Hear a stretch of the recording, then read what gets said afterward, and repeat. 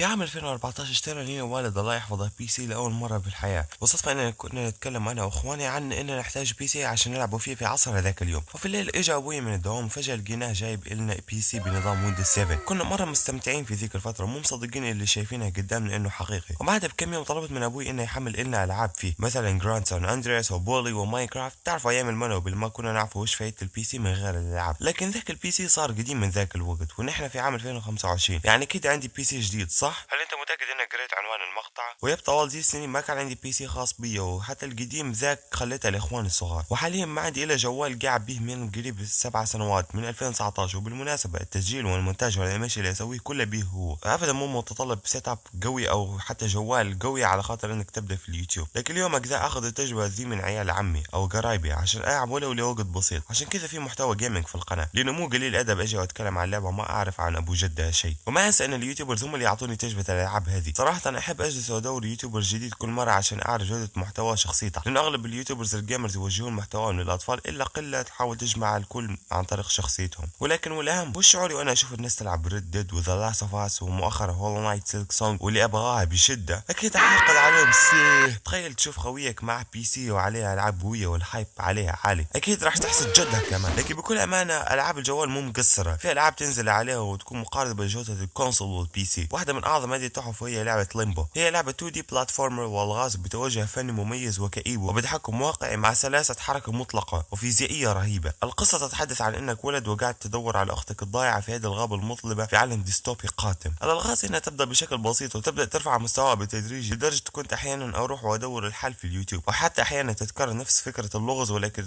تطبيقها في كل مرة يختلف، واحيانا تجمع لك اكثر من فكرة وتحشرهم لك في مرحلة معينة واحدة بطريقة رهيبة، وتحاول انك توازن ما بين سرعتك في اللعب وسرعتك في حل اللغز. لعبت هذه اللعبة في رمضان هذه السنة وحرفيا ما ندمت على اني حملتها مكرر، دفعت عليها حقها. من جد لعبة مميزة وذات الذوق الرفيع. هذه اللعبة كانت في الماضي نقطة انطلاق للبحث عن العاب جوال بنفس مستواها او اعلى منها وحتى قريب منها. انا راضي دام اني اجرب تحفة، فجربت ماينكرافت الجوال واللي مو بجودة البي سي للاسف، ولكنها لسه ماينكرافت، يعني اختم اللعبة وابني عالمي واسوي اللي ابغاه. فماينكرافت شيء اساسي في جوالي. ما عندي ماينكرافت حاليا طفش منها كريبر فجر بيتي. ولعبة سيارات بسيطة وخفيفة ولكنها ايقونية واللي هي اسفلت نايترو. الناس تهايد بفورزا وجران توريزمو، انا اقول لك عندنا اسفلت نايترو، او عندي انا بالتحديد، لان الناس التانية تلعب اسفلت ليجندز اسفلت 8. يا اخي بس شوف الجرافيكس، التحكم والحابات وانواع السباقات كلها خلت اللعبة هذه شيء استثنائي في تاريخ الجوال، بحيث انها تجمع لك متعة القيادة مع الجرافيكس جدا رهيب. وفي العاب تانية مثل كار اكس ريسنج، ولكن مشكلتها انه اول ما اشغلها يصير دروب فين ولاقي بن كلب، عشان كذا ما راح احطها حاليا. متاكد في اللي راح يقول